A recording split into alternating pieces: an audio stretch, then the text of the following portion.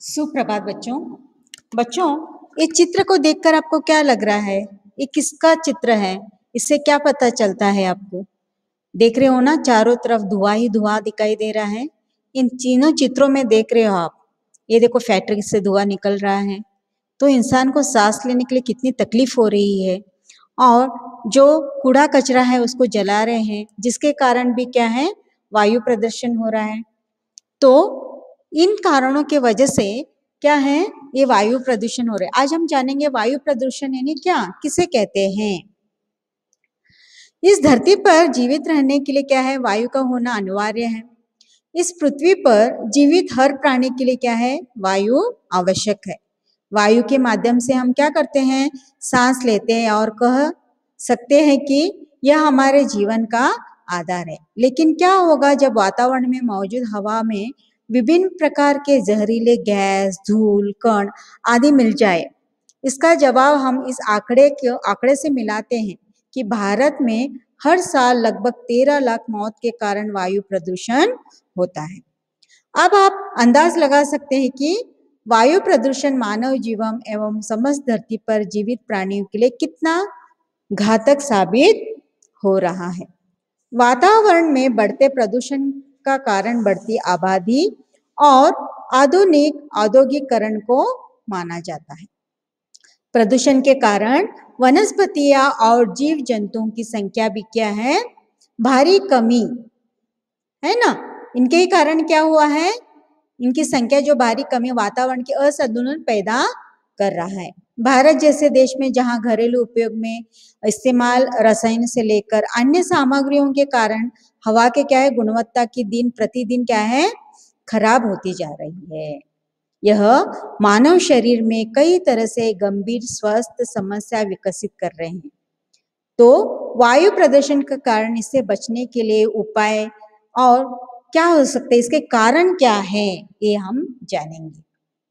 सबसे पहला कारण है बढ़ती आबादी। तो कैसे?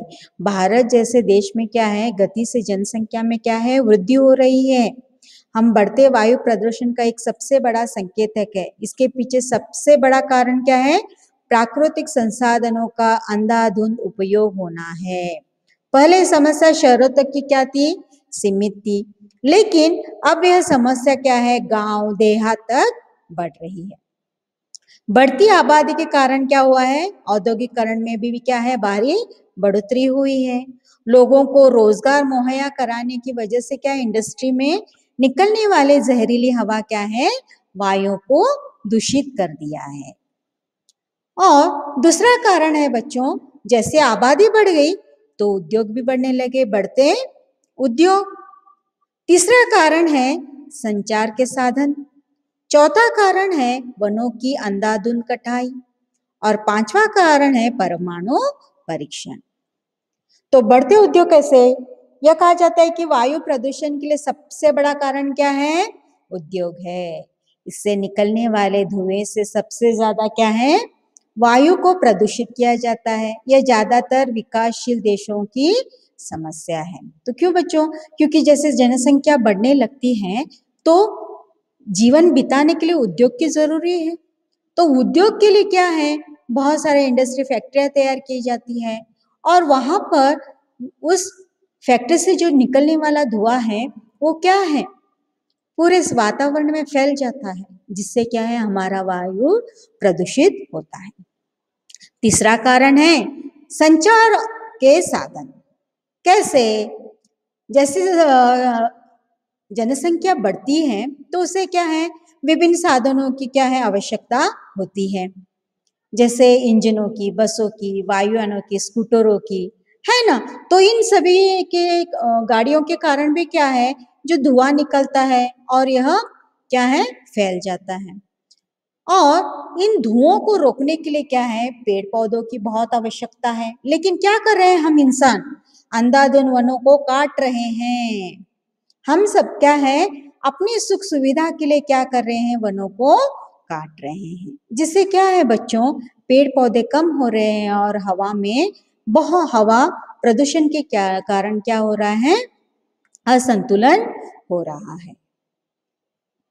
और परमाणु परीक्षण, वो किस तरह, हमने अपने मनुष्य इस कदर बढ़ाया है कि देशों के बीच लड़ाई के लगने की और हथियारों को होड़ लगाया है ना। एक दूसरे देश से क्या है, दुश्मनी हो गई है। अपने देश को पराये देश से, शत्रु देश से बचाने के लिए हम क्या करते हैं, परमाणु तैयार करते हैं। जब इन परमाणुओं का घातक प्रयोग किया जाता है तो उससे भी क्या है, प्रदूषित हवा निकलती है जो हमारे इस वायुमंडल को क्या है, दूषित कर देती है। तो बच्चों, हमें इस वायु प्रदूषण से बचने के लिए क्या करना चाहिए? वनों में क्या है, हमें अंधाधुंध जो हम कटाई कर रहे हैं उसको हमें रोकना चाहिए, पेड़ पौधों को लगाना चाहिए, कारखानों और शहरी क्षेत्रों से दूर स्थापित करना चाहिए, है ना। जो कारखाने हैं जहाँ पे लोग बसते हैं उनसे बहुत दूर क्या है, इन कारखानों की स्थापना करनी चाहिए। और जितनी हो सके हमारी जनसंख्या को नियंत्रित करना चाहिए। ऐसे ईंधन का उपयोग करना चाहिए कि पूरा ऑक्सीकरण हो जाए और धुआं कम से कम निकले। निर्धूम चूल्हे व सौर ऊर्जा की तकलीफ को प्रोत्साहित करने में से ज्यादा उन्नत एवं सुलभ बनाना चाहिए।